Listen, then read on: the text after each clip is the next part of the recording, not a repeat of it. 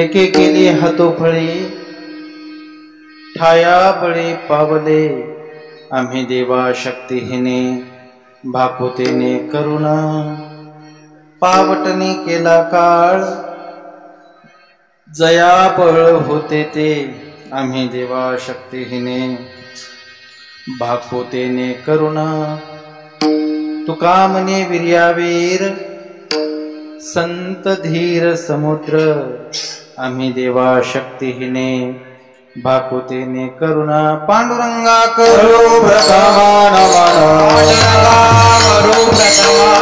पांडुरंगा करो प्रथमा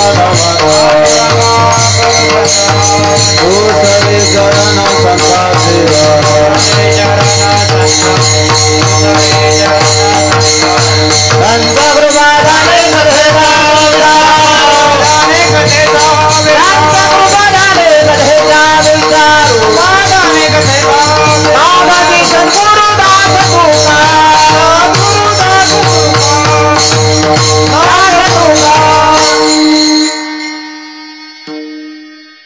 मुक्त कैवल्य तेजोनिधी भगवान श्री ज्ञानोबाराय जगद्गुरु श्री संत तुकोबाराय आदी करून सर्व संतांच्या चरणी नतमस्तक होऊन मायबाप श्रोत्यांना अभिवादन करून या कीर्तन निरूपणासाठी गायला गेलेला अभंग जगद्गुरु तुकोबाराय यांचा असून या अभंगाद्वारे जगद्गुरु तुकोबाराय आम्ही त्या काळाला कसं जिंकलं, पावटणी काळ कसा केला, हातोफळी कशी केली आणि देवाच्या चरणापर्यंत कसं पोहोचलो या आशयाची मीमांसा करणारा हा अभंग आहे. विठ्ठल विठ्ठल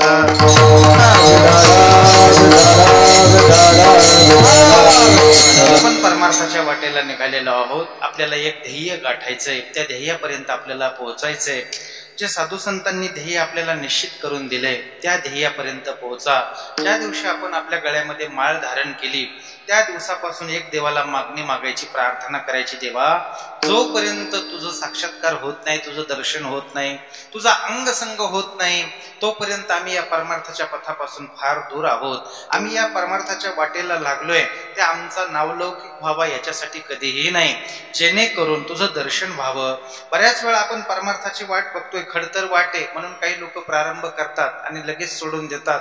पण या ठिकाणी कितीही संकट आले तरी देवा आम्ही हा रस्ता सोडणार नाहीत. जोपर्यंत तुझं दर्शन होणार नाही तोपर्यंत आम्ही हा परमार्थ पद धरून चालणार आहोत. अशा पद्धतीने देवाला प्रार्थना, जोपर्यंत आपण देवाला अळवणी करत नाहीत, प्रार्थना करत नाहीत, तोपर्यंत देव आपल्याकडं धावून येत नाही. त्याला प्रार्थना करणं गरजेचं आहे, त्याला बोलणं गरजेचं आहे, वारंवार त्याच्याशी संवाद करणं गरजेचं आहे. नित्य देवाशी बोलायचं. काय बोलायचं? आपण जगाशी संवाद करतो पण देवाशी संवाद करायला आपल्याला वेळ नाही. देवाशी बोलायचे कधीतरी. बघा ना, जगाने जर आपल्याशी संवाद तोडला तर आपण बेचैन होतो. आपल्या जवळच्या माणसाने जर आपल्याशी बोलणं सोडून दिलं तर आपण बेचैन होतो. ही बेचैनता देवाच्या संबंधानं आली पाहिजे. कधीतरी असं वाटलं पाहिजे, देवा मला 40-45 वर्ष झाले मी या पृथ्वी तलावरती आलोय, या संसारात आलोय आणि आणखी तुझं आणि माझं कधी बोलणं नाही झालं, आणखी तुझा आणि माझा कधी संवाद झाला नाही. जर तुझा आणि माझा संवाद जर असाच झाला नाही तर माझं हे जीवन व्यर्थ आहे. म्हणून देवाशी नित्य बोलण्याचा प्रयत्न करायचा. काय बोलायचं देवाशी? देवा या जगामध्ये तुझ्याशिवाय आमचं कोणी नाही असं बोलायचं. जरा वाक्य थोडस आणखी सुधारून घेतो. तुम्ही म्हणताल की महाराज हे जरा वेगळं वाटतंय. कसं वेगळं वाटतंय? कारण या जगामध्ये तुझ्याशिवाय आमचं कोणी नाही असं काही कारण नाही. आमची भावकी आहे, आमचे गाव आहेत, आमचा समाज आहे, आमचे लोक आहेत आणि तुम्ही म्हणताय की देवाशिवाय कोणी नाही. त्याच्या वाचून आडले काय? ही लोक कुठपर्यंत आहेत, आपला समाज कुठपर्यंत आहे, आपल्याला मानणारे लोक कुठपर्यंत आहेत. एक विशिष्ट टप्प्यापर्यंत हे लोक आपल्याला मानतात. आतापर्यंत पूर्ण इतिहास जर आपण असा बघितला, जोपर्यंत अंगामध्ये पाठव्य शक्ती आहे तोपर्यंत समाज मानणारा आहे. जोपर्यंत आपल्याकडे पैसा आहे, धन आहे, तोपर्यंत लोक मानणारे आहेत. पण ज्या दिवशी आपली पाठव्य शक्ती संपल, ज्या दिवशी आपल्याकडचं धन जाईल, अर्थात वृद्धत्व येईल, त्यावेळेस मात्र एकाएकी जीवन जगावं लागतं. असे प्रसंग कितीतरी आपण बघत असतो. म्हणून त्या देवाला एकच प्रार्थना करायची, देवा या जगामध्ये तुझ्याशिवाय कोणी नाही, तू माझा आहे आणि मी तुझा आहे. भक्तिशास्त्र बोलतं, तदी येता तुधी येता मधी येता. देवा या ठिकाणी तू माझा आहे, मी तुझा आहे आणि हे संपूर्ण विश्व तुझं आहे विठ्ठल.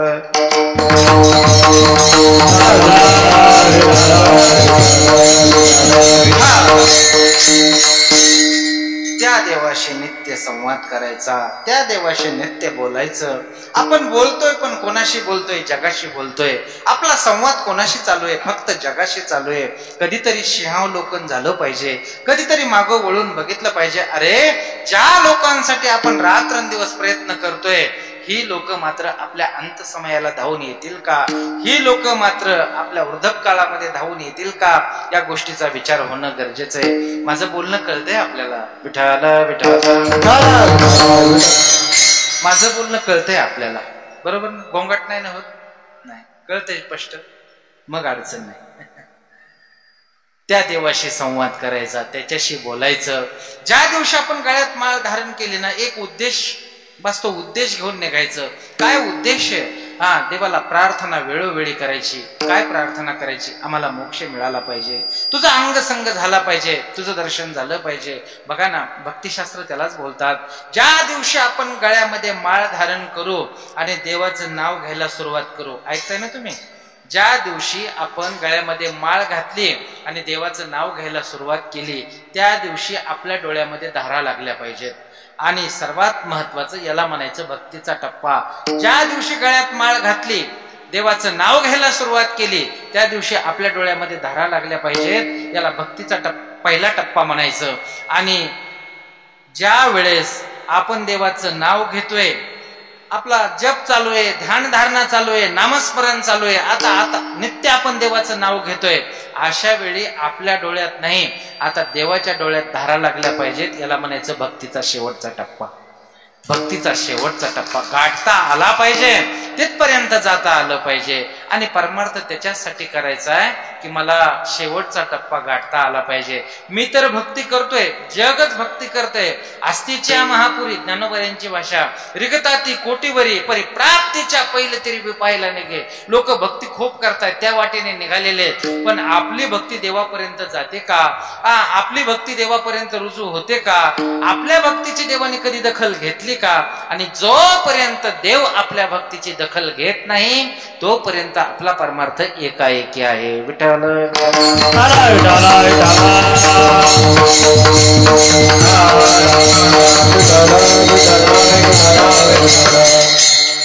अर्थात त्या देवाने आपली दखल घ्यावी. तरल अंतकरणानं भक्ती व्हावी.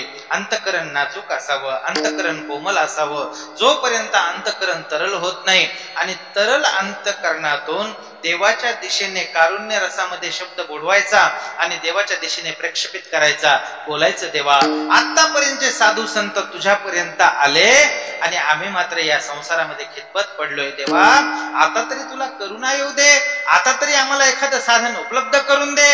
आता आयुष्याची संध्याकाळ झाली पण एकही साधन आमच्या हातामध्ये नाही. असंच की नाही? आयुष्याची संध्याकाळ होते पण साधन आपल्या हातात राहत नाही. हे करू का ते करू, ते करू का ते करू. नळोबाराय बोलतात की नाही, नाना साधनाच्या केल्या खटपटा, त्याच्या दारापर्यंत एकही साधन जात नाही. मग हे साधन जर त्याच्या दारापर्यंत जात नसेल तर आम्ही भक्ती करायची कशी? साधू संत जर तिथपर्यंत पोहोचलेले असेल तर आम्हालाही त्याच रस्त्याने जायचंय, त्याच मार्गाने जायचंय. अशा पद्धतीने आपण वारंवार देवाशी संवाद करणं गरजेचं आहे, बोलणं गरजेचं आहे, त्या दिशेने मार्गक्रमणा करणं गरजेचं आहे. आपल्या अंगामध्ये शक्ती नाही, आपल्या अंगामध्ये बळ नाही. आपण परमार्थामध्ये आलोय ते बळीवंत होण्यासाठी, आपण परमार्थामध्ये आलोय ते समर्थाचा दास होण्यासाठी आपण या परमार्थामध्ये आलोय. आणि अशा वेळेस आपल्याला कळी काळाशी झुंजायचंय, आपल्याला देवापर्यंतचा प्रवास करायचा आहे आणि सर्वात महत्वाची गोष्ट त्याचा अंगसंग घडून आणायचा आहे. ही कधी घडेल? ज्या वेळेस आपली भक्ती परिपक्व होईल त्यावेळेस मात्र ह्या सर्व गोष्टी घडतील. विठ्ठल विठ्ठल.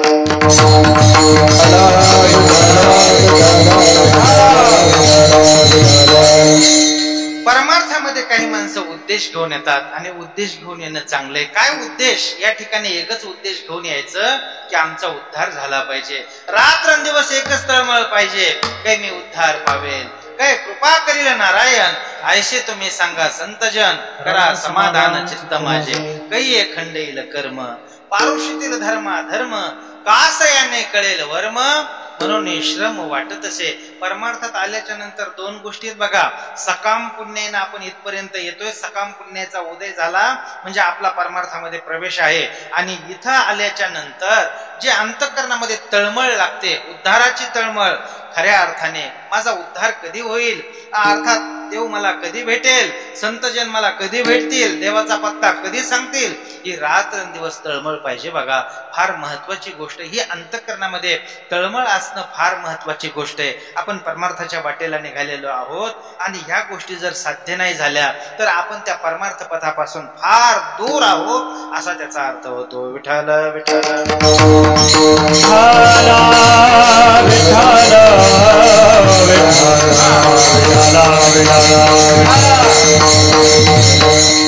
सर्वसामान्य माणसं काही उद्देश घेऊन आलेले आहेत. त्यांना वाटतं की आमचा उद्धार व्हावा. आणि जे विशेष करून त्यांना माहिती आहे उद्धार कशाने होतो, इथं येणं कशाने, असे माणसं मात्र बघा ना, आपल्या वारकरी संप्रदायामध्ये सर्वांना प्रवेश आहे की नाही, कसा प्रवेश आहे, महाराजांचीच भाषा आहे की नाही, सांगितलं की नाही त्यांनी, यारे यारे लहान थोरा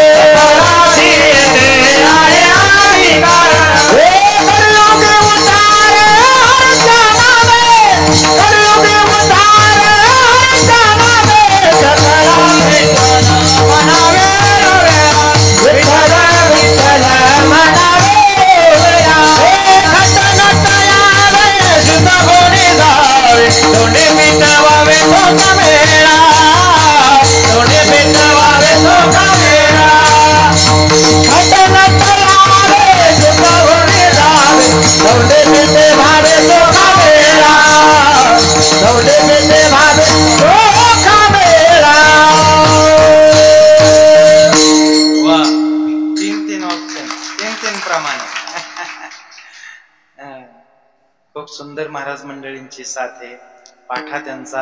आणि आपल्या या व्याख्यानाला पूरक पोषक प्रमाण महाराज मंडळी देत आहेत. यारे यारे लहान थोर याती भलते सकाळांशी येथे कलियुगी उद्धार खटनट यावे दौंडी पिटी भावे. या या या या आणि या ज्ञानगंगेमध्ये शुद्ध व्हा. जोपर्यंत तुम्ही या ज्ञानगंगेमध्ये शुद्ध होत नाहीत तोपर्यंत आपल्या जगण्याला अर्थ नाही. म्हणून भेदभाव, तुम्ही कुठल्या जातीचे, कुठल्या यातीचे, कुठल्या पंथाचे, काही देणं घेणं नाही. या वारकरी संप्रदायाच्या छताखाली यायचं आणि या ठिकाणी आपली साधना करायची, दिव्य साधना करायची आणि गंतव्य स्थानापर्यंत जायचंय. शेवटचा टप्पा गाठायचा आपल्याला. परमार्थ करत असताना अट्टहास करणं गरजेचं आहे. परमार्थामध्ये अट्टहास करायचा म्हणून महाराजांची तीच भाषा आहे. महाराज बोलतायत याजसाठी केला होता अट्टहास, शेवटचा दिस गोड व्हावा. परमार्थात यायचं. यारे यारे लहान थोर सर्व ठीक आहे, इथपर्यंत आलेत. पण इथं आल्याच्या नंतर शांत बसायचं नाही. इथं आल्याच्या नंतर आपल्याला ज्या ध्येयाने आपण प्रेरित होऊन या संप्रदायामध्ये आलोय, बस तो मार्ग आपल्याला मिळालाय ना, मग चालायला सुरुवात करायची. उठा. जोपर्यंत ध्येय आपल्याला सापडत नाही तोपर्यंत थांबायचं नाही. स्वामी विवेकानंदांचं तेच वाक्य ना, उठा उठा, जागे व्हा. आणि जोपर्यंत ध्येय मिळत नाही तोपर्यंत थांबू नका. उत्तिष्ठत जाग्रत प्राप्यवरान्य बोधत सुरस्य धारा निशिता दुरत्यया दुर्गम पथस्तत कवयो वदंती. ज्ञानाचा मार्ग कठीण आहे, असू द्या, कठीण असला तरी चालेल, पण अनाहतपणे या संप्रदायामध्ये आपला प्रवेश झाला. आता मात्र आपण कामाला लागू आणि चांगल्या पद्धतीनं कामाला लागू. अर्थात यारे यारे लहान थोर, इथं आपल्याकडे सर्वांना या म्हणून सांगितलं, पण काही संप्रदायामध्ये मर्यादा आहेत. कशा मर्यादा आहेत? अगोदर तिथं परीक्षा घेतली जाते आणि मग प्रवेश दिला जातो. बऱ्याच वेळा ते गबाळ थोपवण्यासाठी ही गोष्ट चांगली आहे. बरोबर आहे की नाही? आपल्याकडे मात्र तसं नाही. आपल्याकडे सर्व या आणि जोपर्यंत अधिकार सिद्ध होत नाही तोपर्यंत साधना करत राहा. त्या सॉक्रेटिसकडं काही व्यक्ती यायच्या आणि त्यांना सांगायचे की महाराजजी आम्हाला शिष्यत्व प्रदान करा, तुम्ही गुरु व्हा आमचे, आम्हाला काही दीक्षा द्या. त्यावेळेस त्या सॉक्रेटिसचे काही नियम होते. काय नियम होते त्या सॉक्रेटिसचे? त्याच्या झोपडीच्या बाहेर एक तलाव होता, स्वच्छ पाण्याचा तलाव, आणि त्या तलावामध्ये त्यांनी टाकलेले काही नाणे होते. बरं का, ऐकताय ना तुम्ही? नाणे, पैसे, त्याच्यामध्ये काही पैसे टाकलेले होते, नाणे टाकलेले होते. त्याच्यानंतर त्याच्यामध्ये काही जीवजंतू दिसायचे, मासू वगैरे. त्याच्यानंतर स्वच्छ पाणी असल्यामुळे चेहराही दिसायचा. सॉक्रेटिसकडे एखादा मनुष्य आला आणि त्याने सांगितलं की बाबा मला तुमचं गुरुत्व पाहिजे किंवा मला शिष्य करून घ्या, असं म्हटल्याच्या नंतर सॉक्रेटिस म्हणायचे, जा त्या तलावामध्ये तुला काय दिसतं ते पाहिल्याच्या नंतर तुला जे दिसतं त्याच्यावर तुला दीक्षा द्यायची की नाही मग ठरवू. आणि तो एखादा मनुष्य जायचा त्या तलावामध्ये बघायचा. बऱ्याच वेळा असं मग तो आल्याच्या नंतर, तलाव बघून आल्याच्या नंतर सॉक्रेटिसने विचारायचं त्याला, काय बघितलं बाबा तू तलावामध्ये? त्यावेळेस त्याने सांगायचं, कोणी सांगायचं, आम्हाला पैसे दिसले, नाणे दिसले. त्याच्यामध्ये नाणे दिसले म्हटल्याच्या नंतर सॉक्रेटिसने सांगायचं की तुम्ही उपदेशास पात्र नाहीत, तुम्ही उपदेशाचे अधिकारी नाहीत, तुम्ही शिष्य होण्याचे अधिकारी नाहीत. त्यांना बाजूला काढायची. त्याच्यानंतर कोणी म्हणायचं आम्हाला आमचा चेहरा दिसला, स्वच्छ पाणी असल्यामुळे चेहरा दिसायचा ना त्याच्यामध्ये. सॉक्रेटिस त्यांनाही बाजूला काढायचे. नाही, तुम्हाला जर स्वतःचा चेहरा दिसत असेल तर मी तुम्हाला दीक्षा देऊ शकत नाही. त्यांना बाजूला काढायचे. आणि एखादा कोणी साधक असायचा, त्याला स्वतःचा चेहराही दिसायचा नाही, पैसेही दिसायचे नाही, मग त्याला काय दिसायचं? त्या पाण्यामधले जीवजंतू दिसायचे, मासोळी दिसायची, अन्य बारीक जंतू दिसायचे. मग सॉक्रेटिस त्यांना सांगायचे की तुम्ही उपदेशास अधिकारी आहात, पात्र आहात, तुम्हाला आम्ही उपदेश करू. आणि त्यांना जवळ बोलून घ्यायचे, उपदेश करायचे. माझा मुद्दा सांगू तुम्हाला, महत्वाचा मुद्दा आहे, तुम्ही ऐकताय म्हणून बोलतो. जे लोक संप्रदायामध्ये म्हणा, त्या पंथामध्ये म्हणा, त्यांना फक्त पैसाच जर दिसत असेल तर त्यांना ते उपदेशास पात्र नाहीत. जर स्वतःचा चेहराच दिसत असेल, चेहरा म्हणजे प्रसिद्धीसाठी हावभाव करणारे, रात्रंदिवस प्रसिद्धीसाठी हावभाव करणारे माणसं आहेत का नाही? 2-4 दिवस जर घराच्या बाहेर नाही निघाले तर माणसांना बेचैन होतं. लगेच सेल्फी, लगेच आज इथल्या पॉइंटला, उद्या तिथल्या पॉइंटला, त्या फेसबुकवर चाललेलंच असतं की नाही? मला तर नवल वाटतं. मला नवल वाटतं म्हणण्यापेक्षा जे चिकित्सक आहेत त्यांना नवलच वाटायला पाहिजे. बघा ना तुम्ही, त्या फेसबुकला सुखी संसाराची किती वर्षे म्हणून सांगितली जातात. ज्याचं नाही का, कोणी म्हणतं आमच्या सुखी संसाराचे 40 वर्ष, कोणी म्हणतं आमच्या सुखी संसाराचे 20 वर्ष. कशावरती? त्या फेसबुकवरती टाकतात बरं का. किती वर्षे? 20 वर्ष सुखी संसार झाला, 40 वर्ष सुखी तुम्ही मला सांगा, जर संसार सुखाचा असेल तर त्या फेसबुकवर ज्यांनी टाकले त्याला विचारायला पाहिजे की बाबा सुखाचा पत्ता सांग आम्हाला. कारण वारकरी संप्रदायाने आपल्या संतांनी काय सांगितलंय? संसार दुःख मूळ, चौकडे इंगळ, विश्रांती नाही कोठे, रात्रंदिवस तळमळ. रात्रंदिवस तळमळे, विश्रांती नाही, त्याच्या मुळाशी दुःख आहे. आणि याला सुख कुठून सापडलं? बरोबर टाकतात की नाही माणसं, पुढे येण्यासाठी प्रयत्न करतात. माझा मुद्दा चालला, जो कोणी ज्याला कोणाला चेहरा दिसतोय त्याला मात्र उपदेश करायचा नाही. एक गोष्ट, ज्याला बारीक जीवजंतू दिसतात, मासुळी दिसते, खऱ्या अर्थाने तो उपदेशास पात्र आहे. हा वारकरी संप्रदाय तळागाळामध्ये जाऊन काम करणारा संप्रदाय. जे कोणी वंचित आहेत, परमार्थापासून फार दूर आहेत, परमार्थाचा आणि त्यांचा काही कोसो संबंध नाही, अशा लोकांना या परमार्थाच्या मुख्य प्रवाहामध्ये आणायचं. आणि जे काही वंचित लोक आहेत त्यांना या प्रवाहात आणून त्यांचा उद्धार करायचा. आपल्या ज्ञानोबारायांनी तेच सांगितलं आपल्याला. बघा ना, ज्ञानोबाराय बोलतात, जोपर्यंत सर्वसामान्य वर्ग या परमार्थाच्या पथावर येत नाही, या परमार्थाच्या पथावर येत नाही, अर्थात त्या प्रवाहामध्ये येत नाही, तोपर्यंत आपला उपयोग नाही. मग ही ज्ञानाची ज्ञानगंगा शेवटच्या घटकापर्यंत पोहोचली पाहिजे. दुर्बलातला दुर्बल घटक, त्याच्यापर्यंत ही ज्ञानाची गंगा पोहोचली पाहिजे. आणि तो या ज्ञानगंगेमध्ये येऊन त्याने स्नान करून तो शुद्ध झाला पाहिजे. ही ज्ञानोबरायांची भाषा आहे. म्हणून तर सर्व जगाला हाक दिली की नाही, यारे यारे लहान थोर या, शुद्ध व्हा. आणि जोपर्यंत ज्ञानाचा मार्ग सापडत नाही तोपर्यंत थांबू नका. आम्ही शक्तिहीन आहेत, आम्हाला नाही साधना होत, आम्हाला साधन काय माहित नाही, साध्य काय माहित नाही, आमचा प्रवास चाललाय आणि तोही हळूहळू चाललाय. ज्ञानोबांनी सांगितलं हळूहळूच प्रवास करा. जोपर्यंत आपल्याला मार्ग सापडत नाही हळूहळूच प्रवास करणं गरजेचं आहे. ज्ञानोबांची भाषा आहे की नाही, हळूहळू ढाळे ढाळे केतुलेनी एके वेळे मार्गाचे निवळे निश्चित ठाके. फक्त हळूहळू हळूहळू चालायला सुरुवात करायची, हळूहळू चालायचं आणि ज्या वेळेस आपल्याला निश्चित ध्येय मिळेल ना त्या दिवशी मात्र त्या हळूहळू चालण्याचा उपयोग होणार आहे. नाहीतर वास्तविक पाहता ते पक्षाचं उदाहरण दिलंय, उत्पलवना सरिसा पक्षी फळाशी झोंबे जैसा सांगे नरू वेगी पावे वेगा. अर्थात जो सर्वसामान्य मनुष्य आहे तो पक्षाप्रमाणे जाईल का? एखाद्या झाडावरती आपल्याला फळ तोडायचंय, त्या झाडावरती चढायचं म्हणजे कसं चढायचं? हळूहळू जावं लागेल की नाही? त्या पक्षाप्रमाणे आपल्याला उडी घेता येणार नाही. साधू संत गेले का? कारण त्यांच्याकडे ज्ञानाचं बळ होतं, त्यांच्याकडे वैराग्याचं बळ होतं, त्यांच्याकडे साधनेचं बळ होतं. आणि आम्ही मात्र सामान्य आहोत, आमच्याकडे ज्ञानाचं बळ नाही, आमच्याकडे कुठल्या साधनेचं बळ नाही, आमच्याकडे भक्तीचं सुद्धा बळ नाही. अहो परमार्थाच्या वाटेला आम्ही लागलोय, आम्ही सामान्य आहोत, अगदी सामान्य. आता सुरुवात केलेली आहे आम्ही. आणि तुम्ही जर म्हणताल की चला वेगाने चला, ते तिथपर्यंत पोहोचायचंय, ध्येय गाठायचंय, तर ते आम्हाला शक्य होणार नाही. मग कसं? हळूहळू ढाळे ढाळे. आणि जेव्हा आपण हळूहळू ढाळे ढाळेने सुरुवात करू ना, ज्ञानोबा म्हणतात मार्गाचे निवळे निश्चित. निश्चित तिथपर्यंत आपल्याला जाता येईल. हळूहळू आपल्याला प्रयत्न करणं गरजेचं आहे. परमार्थाच्या वाटेवरती सर्वच निघतात, मग तिथपर्यंत सर्वच पोहोचतात का? नाही नाही. आता बघा आंब्याचा सीझन, आता ते मोहर आलेले, बऱ्यापैकी कैऱ्या पण आल्यात, मोठे मोठे आंबे पण झालेत. जर आपण त्याचा विचार, मोहरा 80 फळे महाराजांचं प्रमाणे, महाराज बोलतायत जितका मोहर लागतो तितक्या कैऱ्या लागत नाहीत, जितक्या कैऱ्या लागतात तितके ते परिपक्व आंबे होत नाहीत. आणि जेवढे परिपक्व आंबे होतात तेवढे ते घरामध्ये येत नाहीत, आणि जेवढे घरामध्ये येतात तेवढे उपयोगात येत नाहीत. एखादा परिपक्व जरी झाला तर तो विरळा पावे अवघड पोवे शेवटीचे, अवघड पोवे शेवटीचे, अवघड पोवे शेवटीचे. विरळा पावे अवघड पोवे शेवटीचे, अवघड पोवे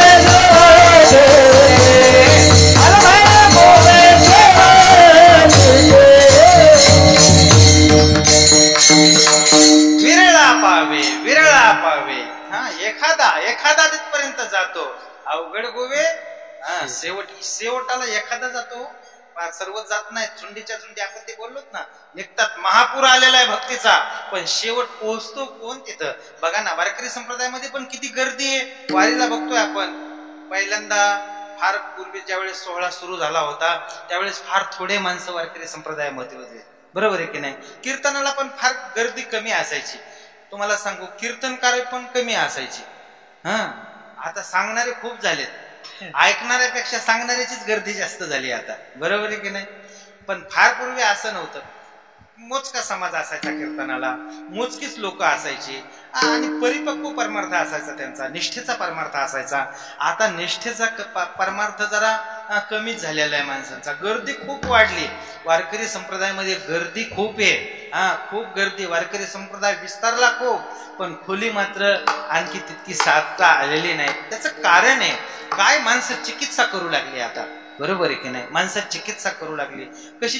पहिला सुरुवातीला असं होतं, वक्त्यावरती श्रद्धा असायची. जो कोणी वक्ता आलाय त्याच्याबद्दल नितांत आदर असायचा. अरे महाराज आलेत, त्यांच्याबद्दलचा आदर असायचा. पण खरंच सांगू का, आदर कमी कधी झाला? ज्यावेळेस कीर्तन दराने सुरू झालं त्यावेळेस आदर कमी झाला.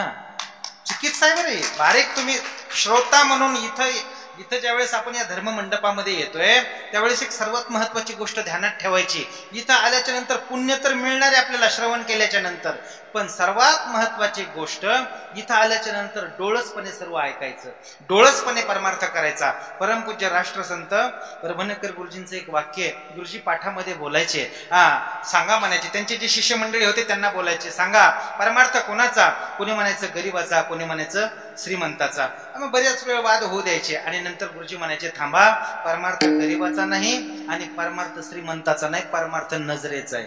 जोपर्यंत नजर येत नाही तोपर्यंत आपण परमार्थापासून फार दूर आहोत.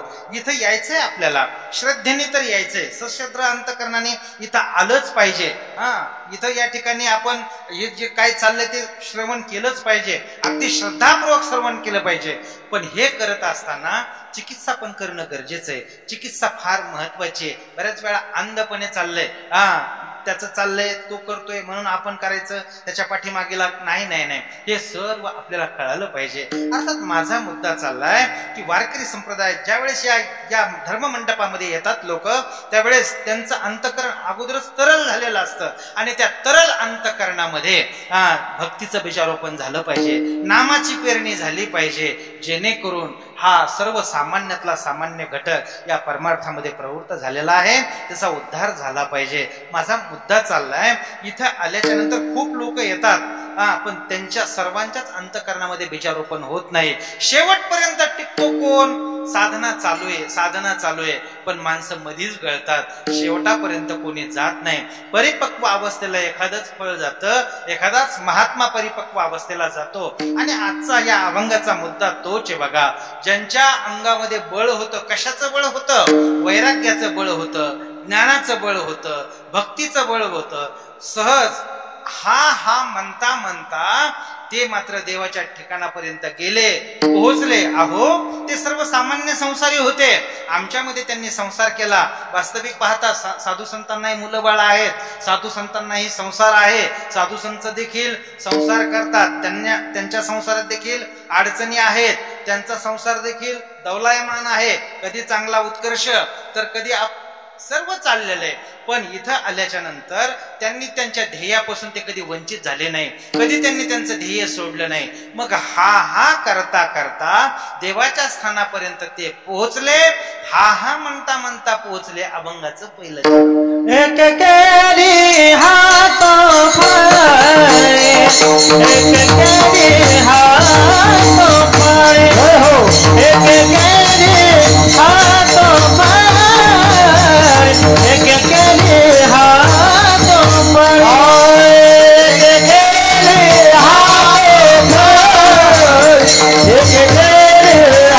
पाय, एक केली हात पाय, एक केली हात पाय, एक केली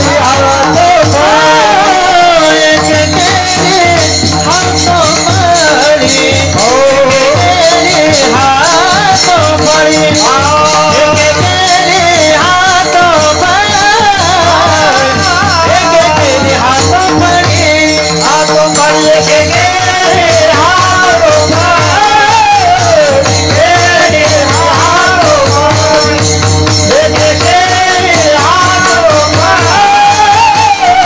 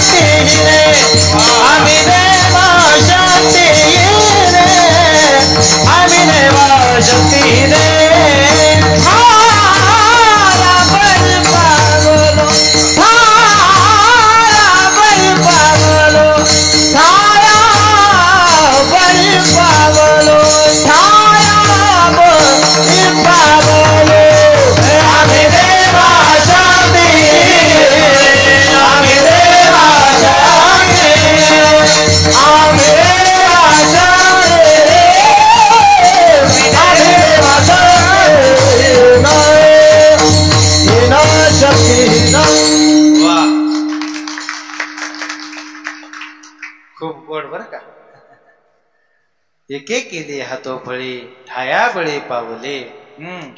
एकी केली हातोपळी. सहज सहज सहज ते तिथपर्यंत गेले, कारण त्यांच्याकडे बळ होतं. आम्ही मात्र निर्बळ आहोत, आमच्याकडे कुठलंही बळ नाही. परमार्थाच्या वाटेवरती बळ लागत असतं.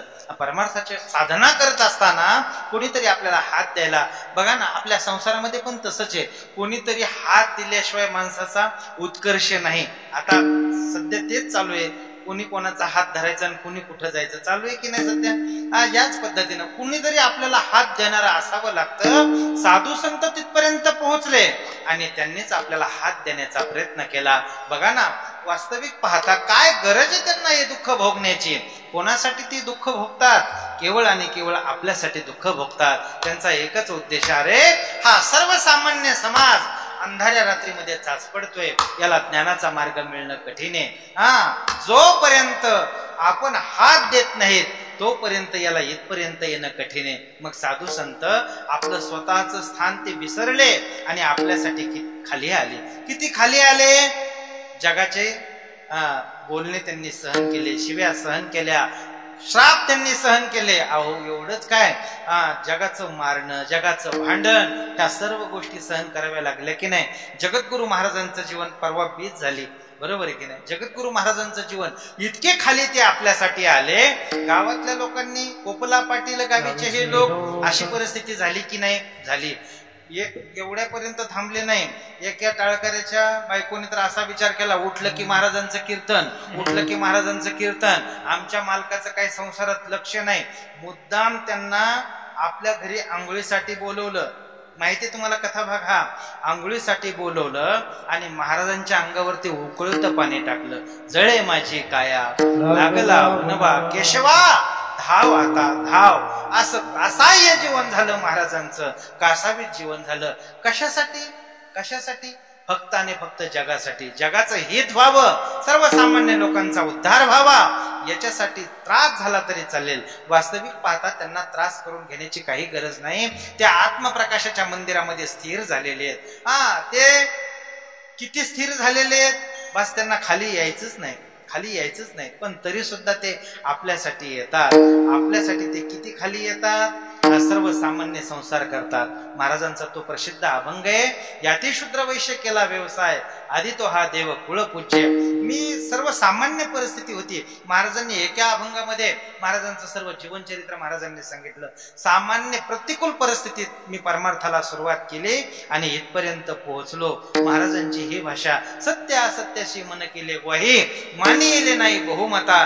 ज्या वेळेस मी परमार्थाच्या वाटेला लागलोय, काही लोकांनी मला सल्ला देण्याचा प्रयत्न केला, पण जे माझ्या मनाला पटेल, जे पूर्वसुरी संतांनी सांगून ठेवले, त्याच मार्गावर मी निघालोय, त्याच मार्गावरती मी निघालोय, त्याच मार्गाने माझी मार्गक्रमणा चालू आहे.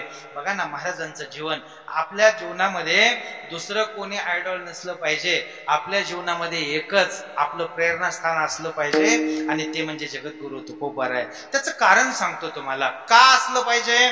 कारण बाकीच्या संतांचं जीवन वेगळंय आणि तुकाराम महाराजांचं जीवन वेगळंय. ज्ञानोबारायांच्या जीवनाबद्दल जर बोलायचं झालं तर ज्ञानोबारायांचं जीवन हे सिद्ध जीवन आहे. त्रास झाला, ज्ञानोबारायांना खूप त्रास झाला, पण उपजताची ज्ञानी हे वर्म जाणोनी आले लोटांगणी चांग देव. ज्ञानोबारायांची शक्ती करतोम अकर्तोम, अशा शक्तीने ज्ञानोबाराय होते.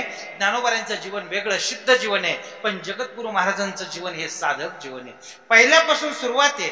कशी सुरुवात आहे? महाराजांच्या जीवनामध्ये दुःख आलं, आपल्याही जीवनात दुःख येतं. महाराजांचाही संसार दौलायमान आहे, आपलाही संसार दौलायमान आहे. कधी सुख आहे, कधी दुःख आहे, कधी बरं आहे, कधी वाईट आहे. अशा परिस्थितीने आपण निघालेलो आहे. आपल्यालाही लोक नाव ठेवतात, तुकाराम महाराजांनाही लोकांनी नाव ठेवलं. म्हणून महाराज आपल्याला अति जवळचे वाटतात. आणि महाराज जर आपल्या अति जवळचे असतील तर महाराजांनी जी साधना केली त्या साधनेना आपण जाणं गरजेचं आहे. तिथपर्यंत साधना कशी केली, तिथपर्यंत आम्ही कसे पोहोचलो? महाराज बोलतायत ना, अहो आम्ही काय, आम्ही नामाचे धारक, नेनो प्रकाराने नामाची साधना आम्ही केली. भक्ती आम्ही एकनिष्ठतेने केली. ज्ञानोबारायांची भाषा, परितेची भक्ती ऐशी, परजन्याची सुटिका जैशी, धारा वाचून अनारसी गतीची नेणे. अनन्य भक्ती केली आणि अनन्य भक्तीच्या जोरावरती आम्ही इथपर्यंत पोहोचलो. बऱ्याच वेळा आपण भक्ती करतोय, बरोबर आहे की नाही, माणसं भक्तीला लागलेले आहेत, पण ज्यावेळेस आपण पंढरपूरला जातो त्यावेळेस मात्र लोकांची अनन्यता बघण्यासारखी असते. पंढरपूर पुण्यामध्ये गेल्याच्या नंतर पहिलं तर गणपतीला जातात, दगडूशेठ गणपतीला. आता इकडचे माणसं जात नाहीत, पण मराठवाड्यातून ज्या वेळेस माणसं येतात ना त्यावेळेस देव करीत करीतच ते येतात. सासवडला आल्याच्या नंतर ते सासवड मध्ये थांबत नाहीत, ते बालाजीला जातात. जेजुरीत गेल्याच्या नंतर ते काय पालावर थांबत नाहीत, ते गडावर जातात. पुढे गेल्याच्या नंतर मोठा महादेव आहे, छोटा महादेव आहे. आपली श्रद्धा वाटीत वाटीत वाटीत ते पंढरपूरला जातात. आणि तिथं गेल्याच्या नंतर त्या श्रद्धेची पुरचुंडी मोकळी असते. काय देणार आता? अहो श्रद्धा वाटीत आलोत आपण. आपली श्रद्धा, आपण एकनिष्ठ जर आहोत तर नक्की आपल्याला मार्ग सापडणार आहे. पण बऱ्याच वेळा असं होतं, श्रद्धेचं विकेंद्रीकरण होतं आणि त्या देवापर्यंत जाण्यासाठी प्रशस्त मार्ग दिसत नाही. अशा वेळेला तो साधक हातबल होतो. त्यावेळेस महाराज सांगतात, हातबल होऊ नका, अंतःकरणामध्ये करुणा धारण करा. करुणा हे सर्वात मोठं शस्त्र आहे. करुणा, बाकी काय आम्हाला कुठली साधना होईल न होईल माहित नाही, पण आपल्या अंतःकरणामध्ये करुणेचा उदय झाला पाहिजे. करुणेचा उदय तुका म्हणे करुणा बोले, धीर विठ्ठले निघेना. ज्या दिवशी आपल्या अंतःकरणामध्ये करुणेचा उदय होतो ना त्या दिवशी मात्र देव आपल्या जवळ आहे. करुणा, करुणा म्हणजे काय? करुणा म्हणजे त्या देवासाठी रडायचं. कंठी प्रेम दाटे, नैनी नीर लोटे, हृदयी प्रगटे राम रो. आपण संसारासाठी रडतोय, देवासाठी आपल्याला रडायला वेळ नाही आणि देवासाठी आपल्या डोळ्यात अश्रू येत नाहीत. त्या श्रीमद भागवतातला प्रसंग आहे ललितेचा आणि राधेचा. देवाशी संवाद करतायत त्या, देवा या जगामध्ये तुला सर्वात जास्त कोण आवडतं? असं म्हटल्याच्या नंतर देवाने सांगितलं, माझ्यासाठी कोणीतरी रडलेलं आवडतं. आपण देवासाठी रडतो का? बोला ना. का आपण रडतच नाही? आपण रडतो, पण कोणासाठी रडतो? संसारासाठी रडतो, देवासाठी नाही रडत. एखादी मूर्ती बघितली, त्याचं नाव घेतलं, आपल्या डोळ्यामध्ये धारा लागतात का? नाही नाही. आपलं अंतःकरण वृक्ष झालेलं आहे, कठोर झालेलं आहे. आणि एखादा जर रडला तर आपण त्याला दुबळा समजत असतो. पण सांगू तुम्हाला महत्वाची गोष्ट, संसारामध्ये जो रडतो त्याला दुर्बल समजायचं आणि परमार्थामध्ये जो रडतो त्याला सबल समजायचं. सबल.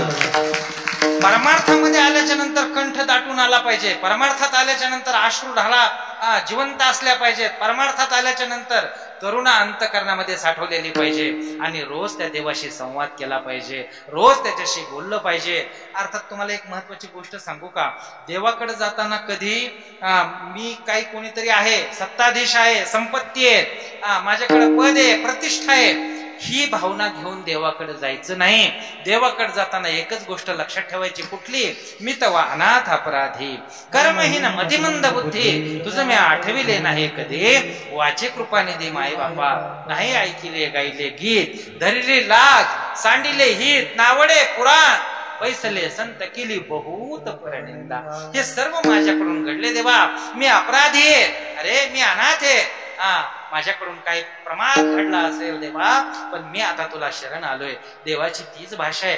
करुणा जोपर्यंत अंतःकरणात उत्पन्न होत नाही ना तोपर्यंत देव आपल्यावरती कृपा करत नाही. नाहीतर मी कोणतरी आहे आणि मी आता माझ्याकडे पद आहे, प्रतिष्ठा आहे, अशा भावनेने जर देवाकडे गेला तर देव लक्ष पण देत नाही त्याच्याकडे. तुम्हाला सांगू महत्वाचा मुद्दा, 4-5 महिन्यापूर्वी एक महाराष्ट्रामध्ये घटना घडली. काय घटना घडली? पंढरपूरला आपल्या शेजारच्या राज्यातले एक मुख्यमंत्री आले. 1000 गाड्या घेऊन ते आले. त्यांचा नाराज होता, अबकी बार कुठलं तरी सरकार, किसान सरकार, असा त्यांचा नारा होता. फेटा बिटा बांधून अगदी त्यांचे होल्डिंग लागलेले होते. आणि आपल्या महाराष्ट्रातल्या लोकांनी बऱ्याच उड्या पण टाकल्या त्याच्यामध्ये, नाही का? आपल्याला उड्या टाकायला कमीच नाही आपल्याकडे. दिसलं की टाकोडी, दिसलं की टाकोडी चालूच आहे आपलं. त्या ठिकाणी ते आले, 1000 गाड्या घेऊन आले ते पंढरपूरला. खरं तर पांडुरंगाकडे जायचं म्हणजे फार नम्रतेने जायचं, नाही का? देवा, अरे तू या जगातला सत्ताधीश आहे, सार्वभौम सत्ता तुझी या जगावरती, एक हाती सत्ता तुझी आहे. तू काय नाही का कुबड्या घेतलेल्या नाहीत सत्तेसाठी, एक हाती सत्ता तुझी आहे असं म्हणून त्या देवाकडे जायचं. पण माणसं वेगळ्या आविर्भावामध्ये राहतात. आले तिथं 1000 गाड्यांचा ताफा, तो वेगळा आविर्भाव.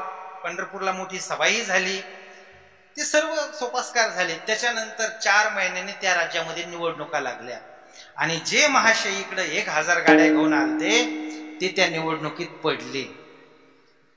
नुसते पडले नाही, ते पुन्हा बाथरूम मध्ये पण पडले. ऐका बरं, देवाकडे जाताना रुबाब नाही चालत. देवाकडे जाताना अंतकरण, सश्रद्धा अंतकरण पाहिजे. सपसेल शरणागती, या जगाचा मालक तू ये देवा. अरे हे सर्व चालतंय केवळ आणि केवळ तुझ्या सत्तेने. तुझिया विनोदी बोलणे, तुझिया विनोदी बोलणे, तुझिया विनोदी बोलणे, तुझिया विनोदी बोलणे, तुझ्याशी चालणे, तुझिया तुझ्याशी चालणे, तुझिया